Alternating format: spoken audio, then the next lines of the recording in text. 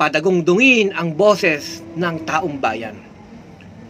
May panawagan mga kababayan na bahain ang Luneta, bahain ng protesta ang buong bansa. Yan ang panawagan dahil sa malawakang pagnanakaw, malawakang korupsyon, malawakang diskontento ng mga mamamayan.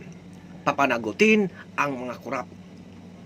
Dapat nating iboses ang ating nararamdaman, dapat nating iparating ang ating nakikitang kabulastugan ng mga nasa pamahalaan.